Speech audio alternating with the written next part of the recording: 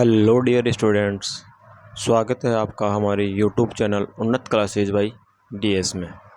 दोस्तों, अपन रीट का बैच कर रहे हैं। अपन रीट का सिलेबस कंप्लीट कर रहे हैं। रीट के सिलेबस में बच्चों अपन इस क्लास में अपन मनोविज्ञान पढ़ेंगे। आप सभी को आने वाली रीट भर्ती परीक्षा जो है उसकी उज्जवल भविष्य की कामना करता हूँ। और मैं आशा करता हूँ कि आप अपनी इस भर्ती परीक्षा की तैयारी में जुट जाएंगे, बहुत शिद्दत के साथ मेहनत करेंगे।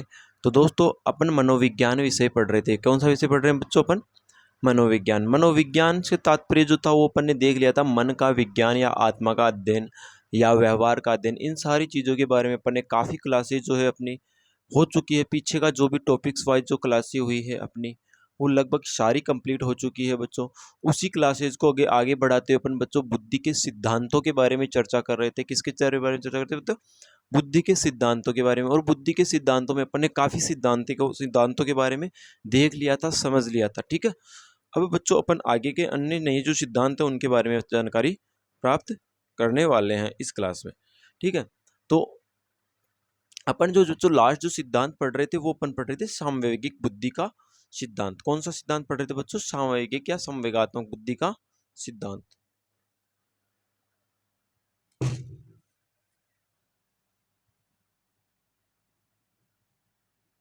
सामवेगिक या संवेगात्मक बुद्धि का सिद्धांत। ठीक है,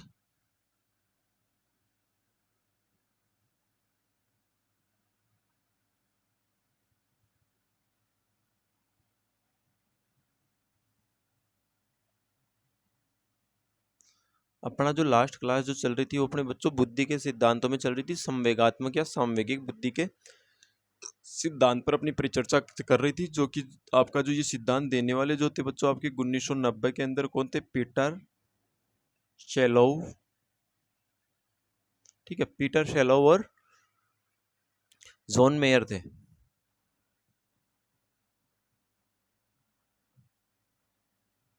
इन दोनों ने बच्चों ये सिद्धांत दिया था। और ये सिद्धांत देते हुए इन्होंने काफ़ी चीज़ें बताई थी।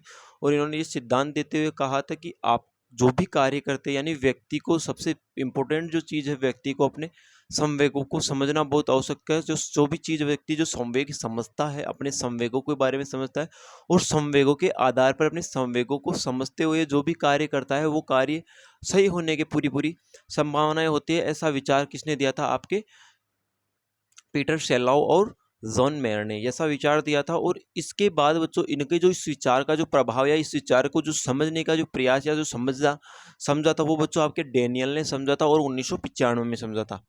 समझ में कब आया था ये? 1995 में। किसके समझ आया था ये? डेनियल। 1995 में किसके समझ आया था ये? डेनियल के समझ में आता है। और वो एक पुस्तक लिखते हैं। और जो पुस्तक का क्या नाम था बच्चों? आपकी पुस्तक जो थी उसका नाम था आपके संवेगात्मक बुद्धि लब्धि से ही महत्वपूर्ण क्यों। डेनियल की पुस्तक है बच्चों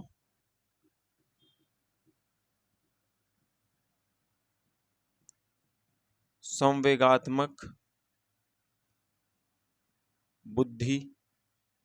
ठीक है, संवेगात्मक बुद्धि। और संवेगात्मक बुद्धि के उसने किताब का जो नाम था वो था आपका संवेगात्मक बुद्धि लब्धि से महत्वपूर्ण क्यों। कि जो संवेगात्मक बुद्धि है वो बुद्धि लब्धि से क्यों महत्वपूर्ण है? बुद्धि लब्धि से महत्वपूर्ण क्यों। एस नाम से उन्होंने एक पुस्तक लिखी थी। किसने लिखी थी बच्चों? आपकी डेनियल ने लिखी थी। 1995 में लिखी थी। और इस पुस्तक में क्या किया था? इन्होंने कहा था कि संवेगात्मक बुद्धि एक प्रकार की जो संवेगात्मक बुद्धि है उसकी अवधारणा प्राप्त करती है। और उसके बाद एक मनोवैज्ञानिक आप कहते हैं गोलमैन क्या कहते हैं? कि संवेग उचित है, लेकिन उचित समय पर उचित संवेग या उचित मात्रा में संवेग पैदा करना ही क्या है? संवेगात्मक बुद्धि है। ठीक है, इसी संबंधित विचार बच्चों आपकी 4वीं शताब्दी में भी दे दिया गया था।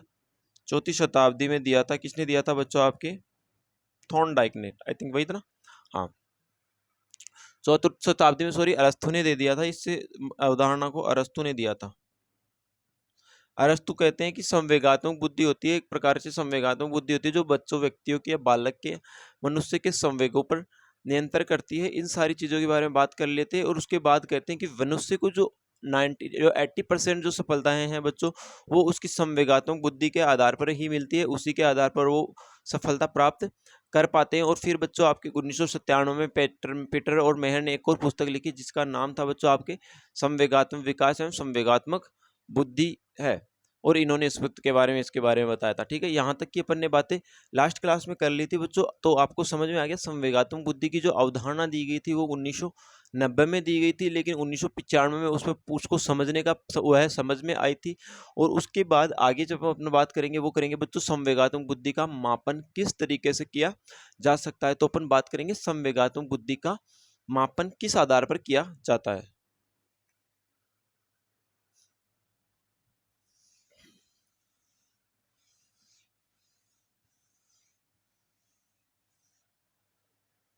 बात करेंगे अपन संवेगात्मक बुद्धि का मापन।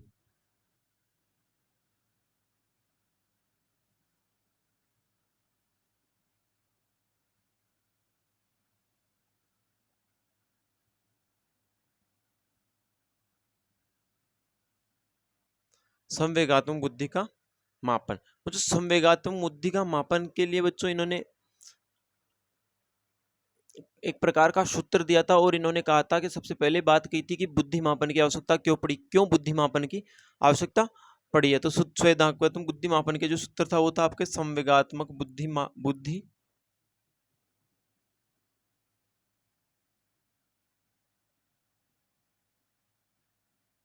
बराबर मानसिक आयु बता वास्तविक आयु गुणा 100।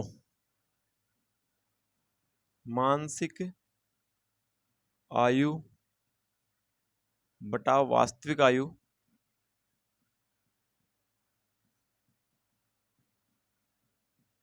गुणा 100।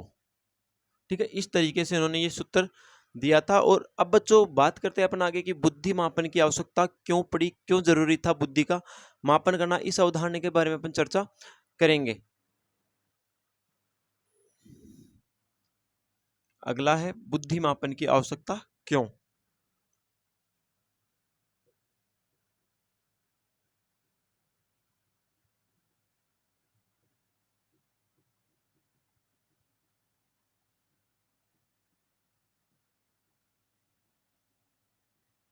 कि हमें बुद्धि का मापन करना क्यों जरूरी रहा, क्यों आवश्यक था, इसके बारे में कई प्रकार की अवधारणाएं प्रचलित है। उनमें से एक सबसे प्रमुख जो अवधारणा है वो देखते हैं अपन कि जो बालक का जो जानने का जो तरीका है, बालक जो भी कुछ जानना चाहता है यानी उसके जो गति, उसके जो जानने की जो गति है उसको बालक को उसके आधार पर उसे शिक्षण प्रदान किया जा सके। यानी कि कोई बालक अगर बहुत आराम से या धीमी गति से सीख पा रहा है तो उसके लिए उस तरीके का शिक्षण की व्यवस्था की जाए। और या कोई बालक बहुत अच्छी उचित गति यानी तेज गति से सीख पा रहा है तो उसके लिए बात की जाए, उसके लिए बच्चों और अलग विधि या प्रविधि का प्रयोग किया जाए। ऐसा करके मतलब एक समावेशी शिक्षा के आधार पर एक ही क्लास में अपन एक साथ अनेक प्रकार के बच्चों को शिक्षा दे पाए, जिससे जिसके लिए हमें यह जानना आवश्यक था कि संवेगात्मक बुद्धि क्या होती है। ठीक है, दूसरा बात करते हैं बालक के किस तरीके से प्रोग्रेस कर रहा है, किस तरीके से वो कार्य करता है और उसके जो कार्य और उसकी जो योग्यता या उसकी जो क्षमता है उसके आधार पर उसको क्या बताया जा सके, एक शिक्षक द्वारा सही मार्ग बताया जा सके। जिस क्षेत्र में बच्चे की रुचि अधिक है वह उस क्षेत्र का चुनाव करने के लिए ये सहायक है। और यह जो आपकी बुद्धि सामयिक बुद्धि है वो जो भी भर्ती परीक्षाएं होते हैं उसमें जो योग्य उम्मीदवार होते हैं उनके चयन प्रक्रिया में बहुत सहायक होता है। या किसी भी विशिष्ट कार्य को जब किया जाता है तो उसके लिए कोई सी योग्य व्यक्ति का चुनाव भी अपन बुद्धि से कर सकते हैं। और व्यक्ति कितना पागल है, किस हद तक पागल है उस या उसके जो पागलपन है उसके बारे में अपन जान सकते हैं। इस वजह से बुद्धि का मापन जो करना आवश्यक है। तो बुद्धि मापन आवश्यक है इसलिए किसके बारे में बात की थी अपन, इसके जो रीजन बताए वो पहला क्या बताया बच्चों आपका, सीखने की गति के आधार पर शिक्षण की व्यवस्था।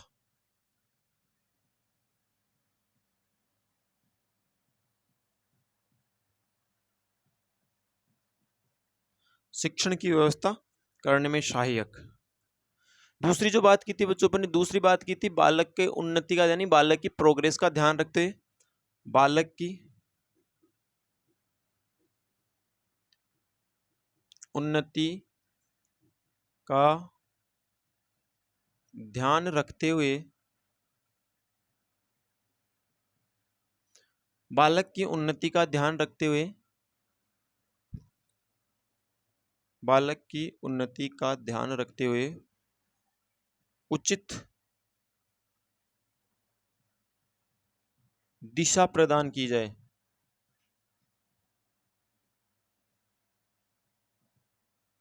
यानी कि बुद्धि सामयिकी यानी बुद्धि मापन के आधार पर अपन बालक के उन्नति का भी ध्यान रख सकते हैं, बालक के शिक्षण के, बालक के लिए उसकी योग्यता के आधार पर शिक्षण की व्यवस्था कर सकते हैं और विभिन्न भर्तियों के लिए योग्य उम्मीदवारों की तलाश कर सकते हैं।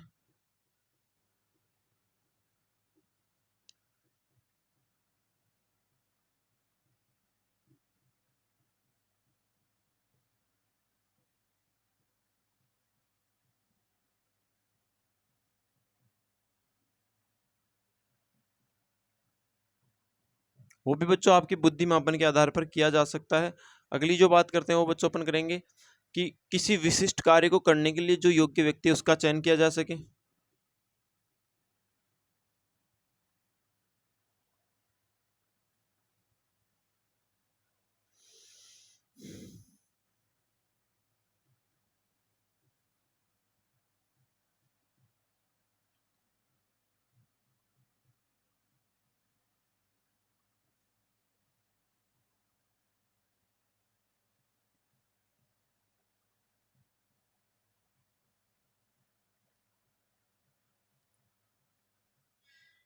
योग्य व्यक्ति का चयन किया जा सके और बच्चों व्यक्ति के पागलपन के स्तर को जान सके।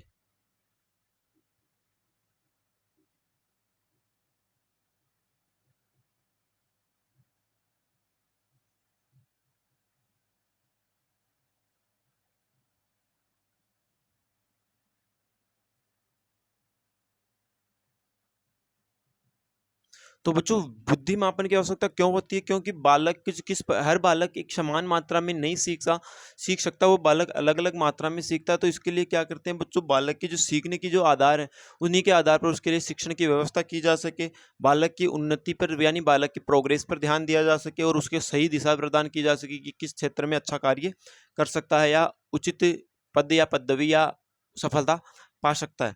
विभिन्न भर्तियों के लिए योग्य उम्मीदवार, यानी कि आप बुद्धि मापन से यह तय कर सकते हैं कि व्यक्ति किस कई कोई भी जो भी बड़ी बड़ी भर्ती आती है उसके लिए योग्य है या नहीं। विशिष्ट कार्य के लिए योग्य उम्मीदवार यानी कि अपने को कोई कार्य जैसे नॉर्मल कार्य है और आपको कोई विशिष्ट कार्य किसी से विशिष्ट कार्य करवाना है, तो अपन कहीं अगर मान लो अपना पंखा या कूलर खराब हो जाता है तो अपन कहाँ जाते हैं, मिस्त्री के पास जाते हैं। तो उसके अंदर क्या है, वो विशिष्ट कार्य करने के गुण, नहीं तो पंखा तो अपन भी सही कर सकते हैं लेकिन अपने पास वो गुण नहीं है। तो उसकी बुद्धि इतनी है कि वो विशिष्ट कार्य कर लेता है, वो उस कार्य के अंदर अपने आपको परिपूर्ण कर लेता है। ठीक है, व्यक्ति के इस पागलपन को स्तर जानने के लिए कि व्यक्ति कितना ज्यादा इस बारे में सोच रहा है, इसके बारे में बात कर रहा है। ठीक है, आगे अपन बात करते हैं बच्चों बुद्धि मापन का इतिहास, यानी बुद्धि मापन की शुरुआत कहाँ से मानी जाती है।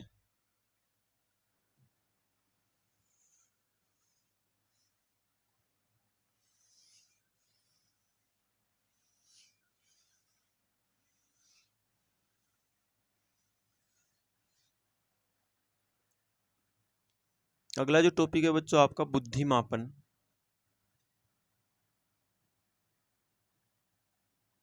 का इतिहास, यानी कि बुद्धि मापन कब से ही प्रारंभ हो गया था, इसके बारे में अपन बात कर सकते हैं। बच्चों कहते हैं कि जो बुद्धि मापन है उसका इतिहास तो बहुत ही पुराना है और माना जाता है कि जब महाभारत काल था उस समय भी इसकी शुरुआत की जा चुकी थी।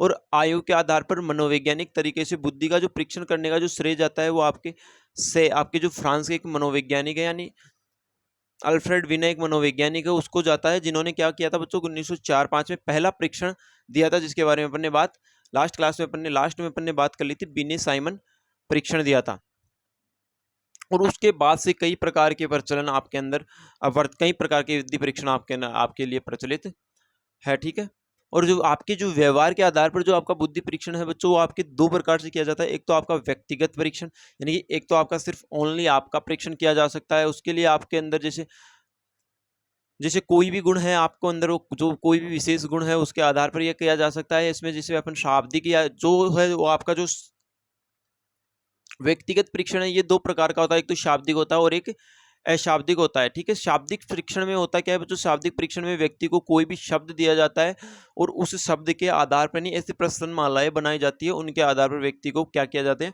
प्रश्नों का जवाब देने के लिए बाध्य किया जाता था। दूसरा होता है शब्द अशाब्दिक। अशाब्दिक में क्या होता है बच्चों, संकेतों के माध्यम से व्यक्ति या के द्वारा या बालक का परीक्षण किया जाता था। ठीक है,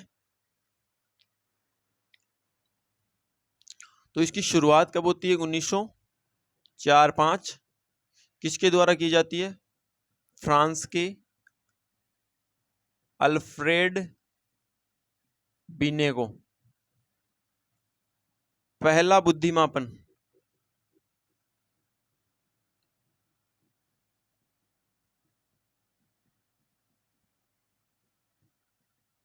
बीने साइमन कमीशन।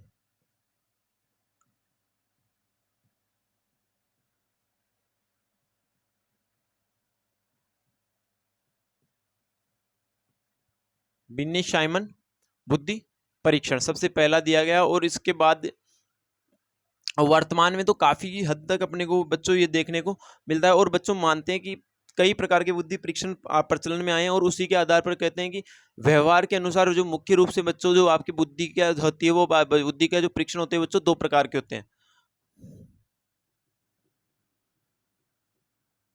सामान्य रूप में अपन देखें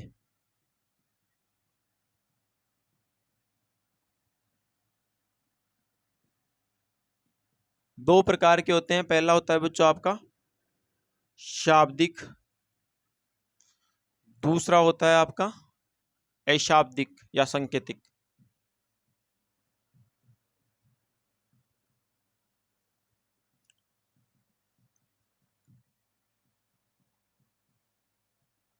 ठीक है, दो प्रकार के परीक्षण होते हैं। पहला होता है बच्चों आपका शाब्दिक बुद्धि परीक्षण, दूसरा होता है आपके अशाब्दिक बुद्धि परीक्षण। शाब्दिक बुद्धि परीक्षण में होता है क्या बच्चों, बालक या व्यक्ति का जब जिस व्यक्ति का अपने को बुद्धि के जिस व्यक्ति की अपने को बुद्धि का मापन करना है, तो उसके लिए अपन उसको कुछ प्रश्न पूछेंगे, जो शब्दों के आधार पर कुछ प्रश्न पूछेंगे, जैसे कि आपको क्या कार्य करना अच्छा लगता है, या आप किस क्षेत्र में अच्छा करना चाहते हैं। ये से सवाल किए जाते थे उससे, क्योंकि अपने पास शब्द हैं। और कई होता है सांकेतिक या सामुद्रिक परीक्षण कहते हैं जिसका।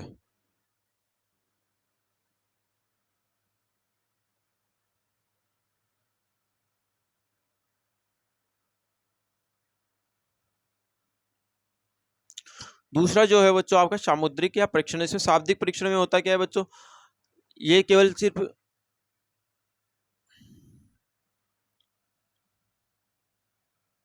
बुद्धि परीक्षण को सामान्य रूप से दो प्रकार के बताया, एक तो शाब्दिक और अशाब्दिक। सॉरी, इसको एक मिनट बच्चों।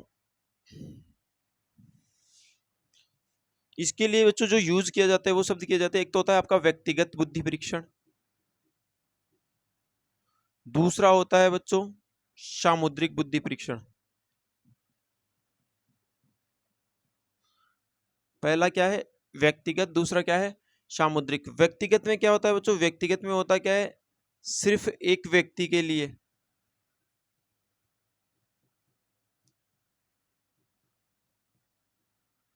सामुद्रिक में क्या होता है, अनेक व्यक्तियों के लिए किया जाता है। और इसको यानी कि सिर्फ एक व्यक्ति, यानी व्यक्तिगत यानी कि किसी एक व्यक्ति का की भाषा का परीक्षण किया जा सकता है। ठीक है, अब ऐसा परीक्षण जो बच्चों सिर्फ एक व्यक्ति के लिए किए जाते हैं, वो बच्चों दो प्रकार के होते हैं। ठीक है, जो सिर्फ एक व्यक्ति के लिए किया जाता है वो कितने प्रकार के होते हैं बच्चों, आपके दो प्रकार के होते हैं। एक तो होता है शाब्दिक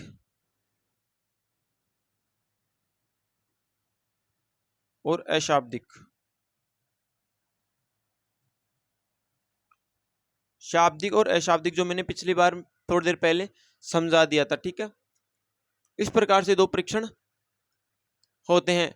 और बच्चों अब जो आपका अशाब्दिक परीक्षण है, अशाब्दिक परीक्षण भी कई प्रकार का होता है। अपन अशाब्दिक परीक्षण में कई प्रकार के परीक्षणों को ध्यान में रखेंगे, कई प्रकार के परीक्षण अपन पढ़ेंगे, ठीक है।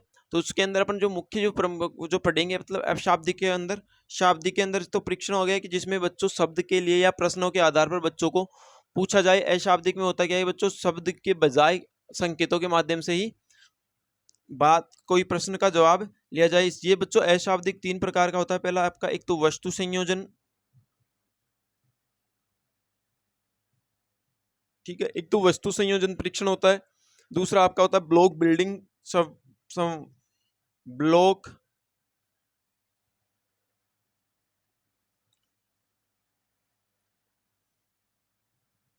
Block building.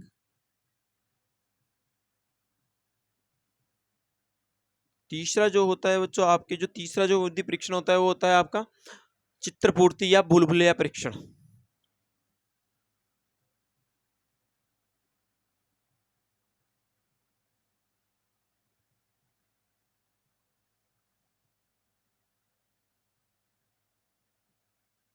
भूलभुलैया परीक्षण। अगला जो होता है बच्चों आपका मनुष्य या मानव आकर्षण परीक्षण।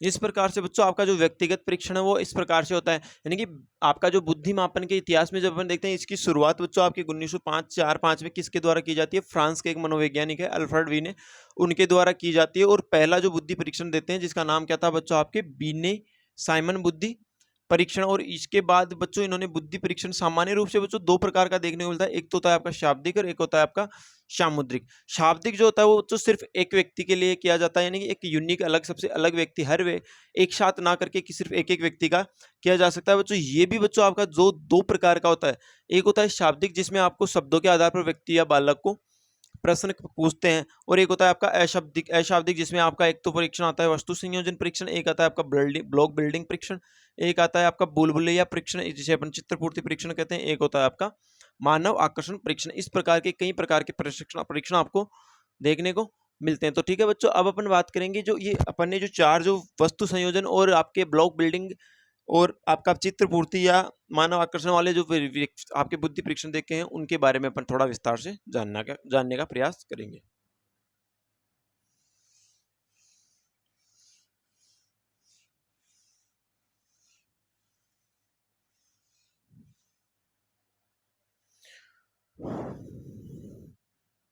बात कर रहे हैं अपन व्यक्तिगत परीक्षण की, किसकी,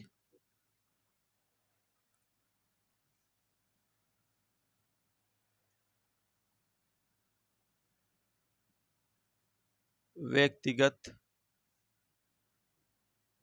परीक्षण। ठीक है, व्यक्तिगत परीक्षण की अपन बात कर रहे हैं। इस ये तो 2 प्रकार का होता है, एक तो होता है शाब्दिक, दूसरा अशाब्दिक। ये दूसरा है, ये पहला है। तो अब अपन बात करेंगे दूसरे की, कौन सा, अशाब्दिक।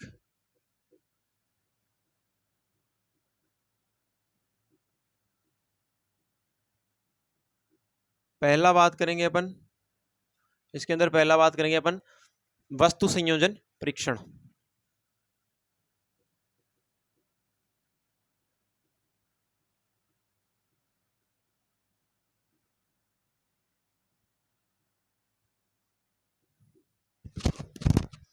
वस्तु संयोजन परीक्षण में अपन देखते हैं, वस्तु संयोजन में होता क्या है बच्चों, ऐसा है आपको एक एक व्यक्ति या एक बालक को अलग अलग वस्तुएं दी जाती है और उनको कहते हैं कि इस वस्तु को आप संयोजित करके एक व्यक्ति उसे किस तरीके से अपन इसको उपयोग में ले सकते हैं, इसको इस व्यक्ति को उपयोगी बनानी है। यानी कि कोई भी अपन जो आपके बेकार जो अवशिष्ट पदार्थ होते हैं या जो आपके रद्दी प्रकार के, यानी जिससे जिसका इस्तेमाल सामान्य रूप से अपन नहीं कर सकते हैं, जो खराब हो जाते हैं, उन चीज़ों के आधार पर एक बालक या एक व्यक्ति को दिया जाता है और उससे कहा जाता है कि आप इससे कोई भी अन्य अलग कोई अन्य वस्तु बना दीजिए।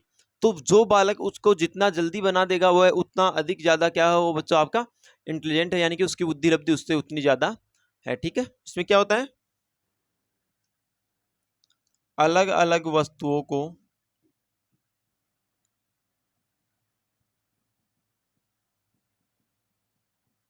एक साथ करके उपयोगी करना। ठीक है। दूसरा जो परीक्षण है अपना, जो दूसरा जो बुद्धि परीक्षण है वो देखेंगे अपन ब्लॉक बिल्डिंग या ब्लॉक निर्माण परीक्षण।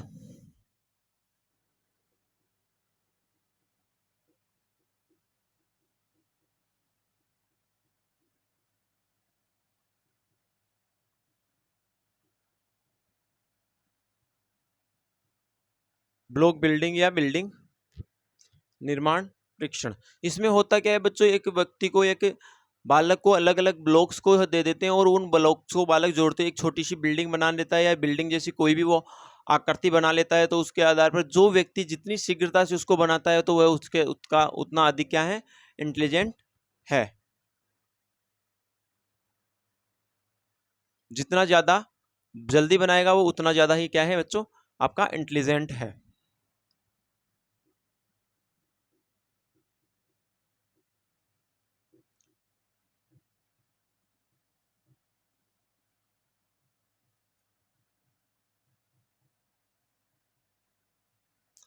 बिल्डिंग जैसी आकृति।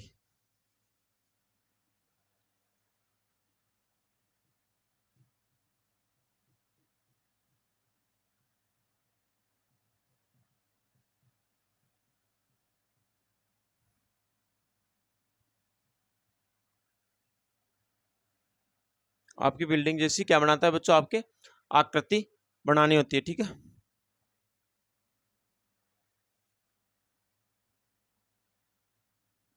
ब्लॉक के माध्यम से बिल्डिंग जैसी आकृति। आपने बच्चों देखा होगा बचपन में, आपने जो ताश की यानी जो माचिस की जो डिब्बियाँ आती है, माचिस की डिब्बियों का आप जोड़कर एक बहुत अच्छा सा मकान बनाने का प्रयास करते थे और अच्छा सा एक मकान बनाने का आप अच्छे से प्रयास करते थे और आप एक अच्छा सा अट्रैक्टिव सा क्या बना देते थे बच्चों, आपके मकान बना देते थे, जो कि आपके आप उसके आधार पर फिर उसको आप अलग अलग नाम दे देते हैं और उसको खेलने में आप इस्तेमाल करते हैं। ठीक है।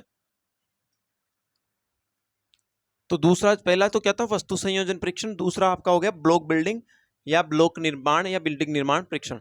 अगला है बच्चों आपका चित्र पूर्ति परीक्षण।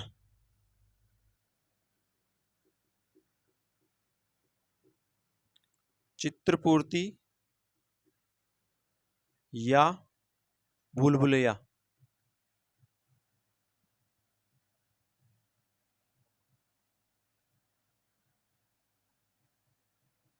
इसमें क्या होता है बच्चों, इसमें आपको कई प्रकार का कोई एक चित्र दे दिया जाता है और उस चित्र को अधूरा दिया जाता है और उस आधार पर उसकी बुद्धि को परखा जाता है। यानी कि एक बालक को, जैसे मान लो एक चित्र, एक लड़के का चित्र है, जैसे आपने एक बार वो कहानी सुनी थी कौन सी वाली, वो एक शिक्षक होता है, वो भारत का जो नक्शा है उसको फाड़ देता है, जिसको उसको फाड़ देता है और उसके पीछे एक बालक, एक व्यक्ति की, एक इंसान की आकृति बनी होती है और बालक को उसको छोटे छोटे टुकड़े कर देता है और एक बालक को देता है और बालक को कहता है कि आप इसको जोड़कर पुनः निर्मित करो। तो बालक क्या कहता है, वो बालक उसको प्रयास, बहुत दिमाग लगाता है, बहुत सोचता है, फिर वो उसके दिमाग में आता है कि इसके पीछे एक इंसान की तस्वीर थी, तो वो फिर वो उसको धीरे धीरे जोड़कर बना लेता है और अंत में वो नक्शे को जोड़ देता है। जब उससे ये पूछा जाता है कि आपने ये ऐसा कैसे किया, तो इन्होंने कहा कि मैंने कुछ नहीं किया, मैंने पीछे इंसान को, पीछे जो व्यक्ति की तस्वीर थी उसको एक दूसरे से जोड़ता गया और अंत में मैंने भारत, अपना जो भारत का जो नक्शा है उसको जोड़ दिया और उसके आधार पर बच्चे की बुद्धि का परीक्षण किया जा सकता है। ठीक है। चौथा और अंतिम है आपका मानव आकर्षण बुद्धि परीक्षण।